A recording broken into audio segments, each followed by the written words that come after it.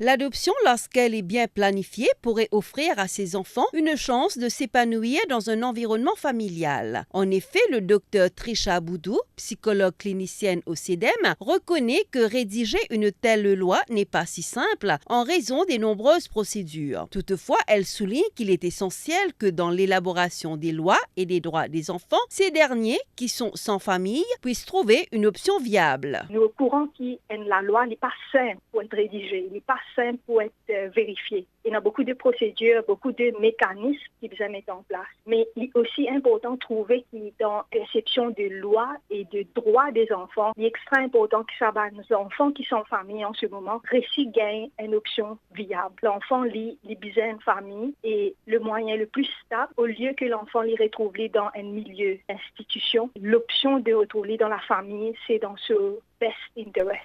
Actuellement, le constat est ainsi. Le processus d'adoption à Maurice reste complexe. Maître Venusha Ottar rappelle qu'il existe 3 types d'adoption: simple, plénière et légitimation par adoption. Chaque procédure implique des démarches rigoureuses et la nouvelle loi viendrait certainement simplifier ces procédures, souhaite l'avocate. Le procès d'adoption qu'il y a actuellement à Maurice, il prend beaucoup de temps pour qu'il y ait des enfants qui soient adoptés. Mais avec sa nouvelle loi qui n'est pas venue pour une année, la loi là, bien sûr, il va être un petit peu plus vite. Alors, nous, on a beaucoup d'enfants qui restent dans le shelter beaucoup de temps avec ça, la loi qui nous a. Normalement, ça, là, c'est pour accélérer la procédure d'adoption ici à Maurice. Monique Dinan, fondatrice du mouvement d'aide à la maternité qui milite contre l'avortement, indique que l'association pourrait développer un centre pour accueillir les femmes souhaitant faire adopter leurs enfants, facilitant ainsi l'adoption. Il faudrait connaître quelles sont les mamans qui veulent donner leur enfant en adoption.